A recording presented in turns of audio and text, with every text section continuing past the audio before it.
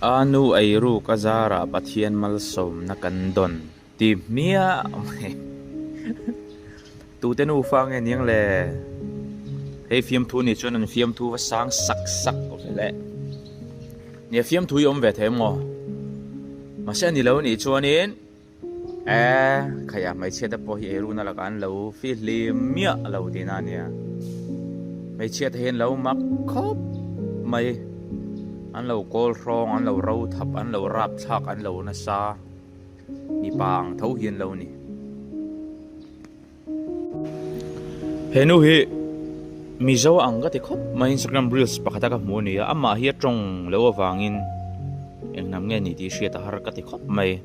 chon hai mi dum pa nen hian an hlim mel sar sar khop maya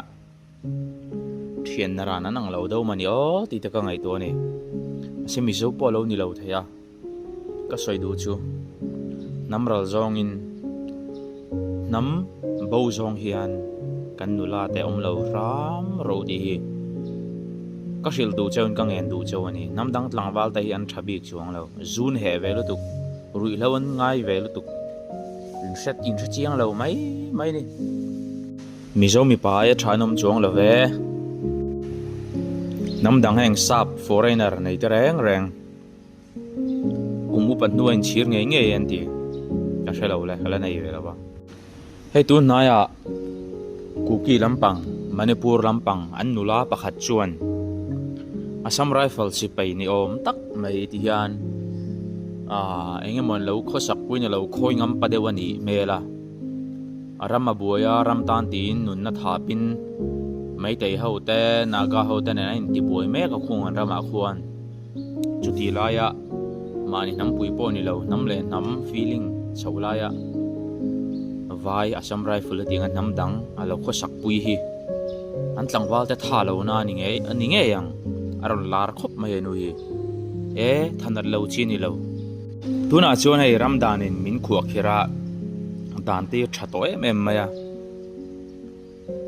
khang kum sang khat zaria chhobor lai vel mo dan mu mal lom lo ram le ram in lak lai di te sang khat zasari chhobor vel te khani se chuan tunan boinang han boi se he nu hi athil ti ria se chuan an vahlum duing gareng ma se awan nei india ramdan hen mai che hi hum hale mani hey no chizuar an di don nge ni amele tirangango anute ron phaulang na samaya siami khol ring tinen da an yoma ma se khati hi tunlaya ai mi pa po bum mang no chizur anga in siam mino ji pe masorotia mi bum chi ngin tam khatiang po khalo ni ve thai achan chu ma thalak hen wangwang tawla mi zo an lo na china nei ga di tin an hute vel ta po kan en vela ale mang ka tia hei no por chop te pong ka tia bial kel kullu tu ka kan nula te khongai takin heng tiang an no chi in zor chuan kan ram hian kan nam hian chia ta pan don ani pathian rem na kan tok don ti hi in no se don nia a chia lam rongot kan han hoya nei chia ta hi mi zo mai chia hin fakom tak tak fel tak tak an omani hei ta hi lewan chiang tawla ti hian kangai sang thin mai chia ta hi mo hei mizoa babik takin foreign aten kala nan thokani nan zu thoka mer ri lo kara te chung kuan ron chomani so in le lo den din ati khan ram ten an nei ni an fakom khop mai anen ton tlak mizo mi pa te tan challenge ni selai hi ruilo le zu aringot thian ni tlang lawang wo mai chia te hi mi pachom tura pathian siam an ni lowa mai chia te na min chom to china hi chuan thil kal dik kalphung dik a om thei tur hian ngai lo top ro kalphung dik thil kal dan tur dik kan du chuan mai chia te sok hi chomila tro mai chia ta nei ngana tlak ni to mangu mai charo thap mi zo mai chia nei hi makati mai chu hei thil ni om ve reng po nia chan tak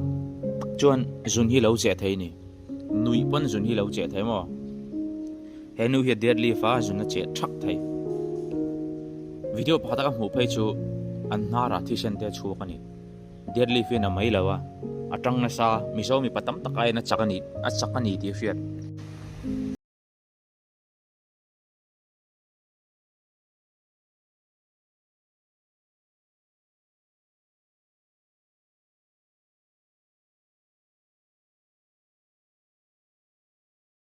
chu Miss Model Miss Mizoram Miss Universe an thlan line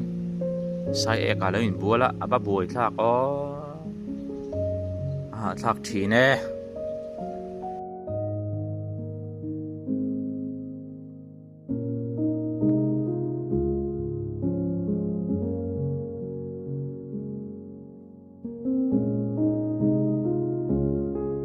khá ba khan mo in chen do na min kal san chuan min chen chuan kin thadanga ti chuan oi that me ro ti mai tur a san chu mo khatyang sia khan nang ma ai ma khan mi wa lo nei to chu tiang bak chuan nang ma nuwa po khatyang a wau kha nei le don a in that don lang ka shil ta pang cheu a in that don lo alawin that ta ni za whoopsie win hell ani mai alawin that pa ta ni za ani mai chuan hei enu ta hi alemani garing alemani lo ni chon thil mak takani garing tubau chut khalo nek ngam ne mala lo do ngam ko thi ama hanen hian no fu mai boxi boi thak le mai